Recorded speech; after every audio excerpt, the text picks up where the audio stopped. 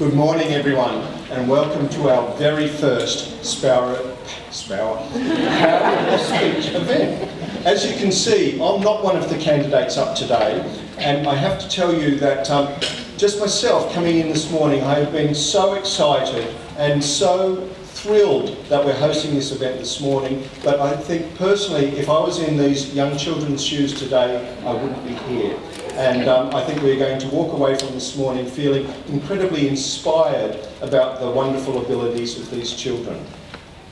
My name's Jim Hungerford. I'm our MC for this morning and also the chair of First Voice. Today is a very, very special occasion. We're going to be hearing from 12 young children, and I am sure that by the end of the morning you will be convinced that our common perceptions about the ability of deaf children or children with hearing impairment to achieve spoken language will really be changed. Before we begin our proceedings, I would like to acknowledge and pay my respects to the Ngunnawal people, who are the traditional custodians of the land on which we meet. In terms of housekeeping, would you please put your phones on silent? And that just reminds me, I haven't done my own. We do have a hearing loop, which is activated in here, and we also have iPads with captioning. If you would like assistance with iPads or with the hearing loop, please make yourself known to staff so that we can set you up. Our emergency exits are through these doors here and then straight ahead out onto the street, and toilets, once you go through these doors, are to the right-hand side. The formal part of today will complete at about 12:30, but we will then be having a light lunch at the back of the room until about 1:30, and it would be wonderful if you could join us for that. As Chair of First Voice, I would like to extend my very warm welcome to all of you. And of course, particularly I wanted to extend my warm welcome to the children and to the families that are the sole reason for the work of First Voice. And it is your success that we're celebrating today. We have many other special guests here this morning, and unfortunately I can't recognise everyone, but I would like to mention particularly the Honourable Melissa Park, who will be joining us. She is the member for Fremantle. Mr. Colin Allen, who is the President of the World Federation of the Deaf. Mr. David Brady, Chair of Deafness Forum. Mr. Bill Davidson, the CEO of Australian Hearing. Professor Robert Cowan, CEO of the Hearing CRC, and Mr. Sean Hand, the General Manager for Cochlear of Australia and New Zealand. And I would particularly like to thank Cochlear, as they've covered all of the costs of the event this morning, including bringing in all of the children from across Australia and New Zealand. Thank you, Sean. I'm very pleased also that today we have got friends from across the deafness sector, demonstrating the sector's unity in supporting children who are deaf or have a hearing loss, regardless of our organisational or language background. Everyone within First Voice is incredibly passionate about assisting children who are deaf or with a hearing loss to be able to speak, because the need to communicate with your family, with your friends and with the wider community is a fundamental part of all of us. One of the most cruel and damaging things that you can do to anyone is to deny them the ability to communicate. Most of us don't understand the grief that families of deaf children feel when they imagine that their child will never be able to talk with them. And unfortunately, in the past, this was the reality for far too many people. Families that were faced with a division of language without any common language at all. Children unable to receive a good education, or adults unable to find worthwhile employment. But gladly, the reality these days is vastly different. Whether a family chooses a signed or a spoken language future, children born deaf today have every chance of developing language skills as good as everyone, and probably better than my own, to go on to develop wonderful, rewarding and satisfying personal relationships and to embark on a successful career. The centres who are part of First Voice are dedicated to supporting those families who have chosen a spoken language future for their child. We're dedicated to making it possible for children who are deaf to be able to learn to talk, to be socially included and to have every chance to go on and achieve their potential in life. In 2013, the First Voice Centres provided services to more than 2,000 children and adults, and almost 1,000 of those were children like these this morning who are in an intensive early intervention program. And the impact of these early intervention programs on families and on children is immense. A few months ago, I was at one of our functions where we had a past graduate from our program, a young lady who was in her early 20s, and we also had a family, a mother and a father and their young baby who'd recently joined our program. Our past graduate had just returned from travelling overseas. She'd been around the world independently. She was enrolled in tertiary education, studying the course that she really, really wanted to do.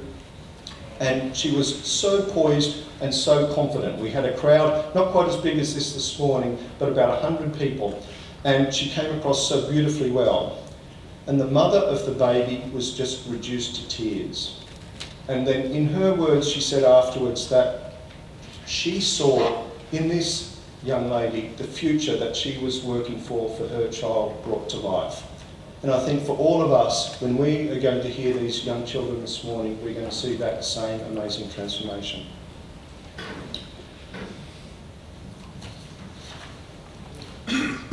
Each of the children that are going to be speaking this morning have received a cochlear implant. This is an incredible technology that was brought to market by Cochlear approximately 30 years ago here in Australia, and it now transforms the lives of tens of thousands of adults and children around the world each year. When the children speak, they'll be speaking about a topic close to their heart. Already I've seen from chatting with them this morning and before that they're exhibiting confidence and poise well beyond many other children of their own age, definitely well beyond the poise that I would be able to muster at their age. And I think it is such a fantastic testament for the hard work of the children and particularly of their families. So without further delay, it is now my pleasure to move on to us hearing from the stars of the show this morning. Over the next half an hour, we're going to be hearing from 5 children that range in age from 6 to 8 years old. Please join with me in welcoming our very first speaker to the stage, Macy Lane from Cora Barclay Centre.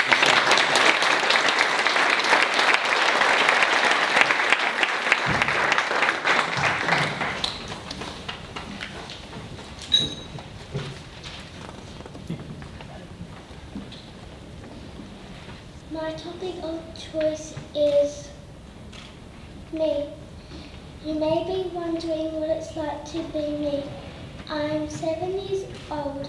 When I get older, I'd like to be a teacher or a hairdresser. At the moment, I learn ballet, but I would also like to learn tap dancing.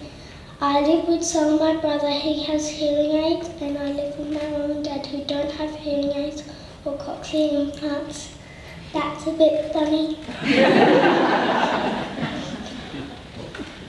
I also live with my dog Harry. He is a poodle. I go to Sochco, the Lewis Wing School in Dock. I'm in year 2 and my best friend is Michaela, and my other friends are Abby, Kate, Zara and Talia.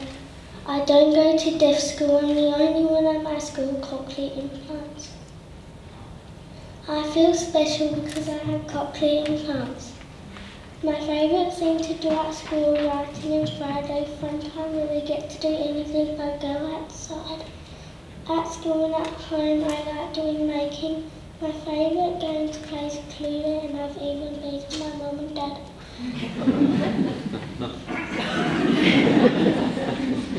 I love to read novels every night and my parents think I stay up too late reading.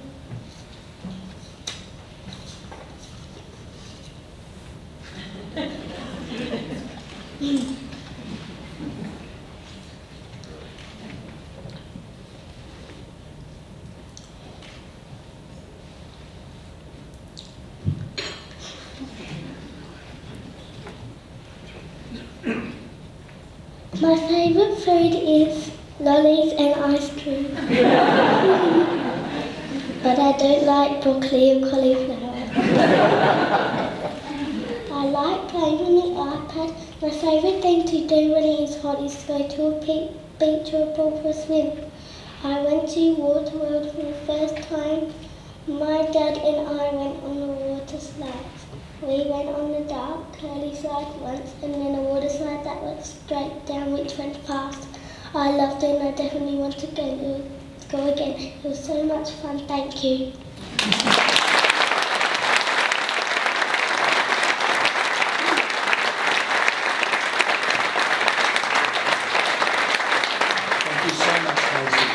Our next speaker this morning is Vivek from Hear and Say up in Queensland. Vivek Vargas.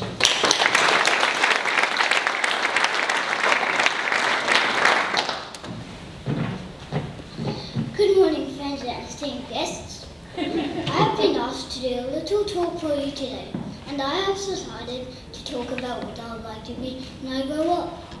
When I grow up, I think I would like to be a scientist. Being a scientist offers a world of opportunity, and plus, I've already got the glasses for the nerdy look. If I became a biologist, I could wear designer jeans. If I became an astronautic scientist and my kids made me angry, I could just blast off. I am yet to decide on what type of scientist I would like to be, but I am leaving that to the rest of my growing years, because I don't want to sound like Mr. Smarty Pants, but though I have my Smarty Pants on today. If I became a biologist, I could wear it. You and I. Do you know about the greatest scientist ever? A real cool guy. He has done some amazing experiments and his creations are unbelievable. He's planted nothingness but spinning balls and picked one of the balls and tilted it just right. Placed it halfway from the sun, then he put a tinge of blue and a tinge of green, then blessed it with fire. You and I, my friends, are his best creation. No wonder he fell in love with us in that he gave us free will and the right to choose whether we love him back or not. I want to love God by being his little apprentice and also songs with problems and join people whose inventions have helped others. People like Dr. Graham Clark invented the Cochlear implants, which help me hear, or Salvino Tiamati, who invented the glasses, which help me see. I look forward to learning a lab coat and getting busy. Thank you for listening.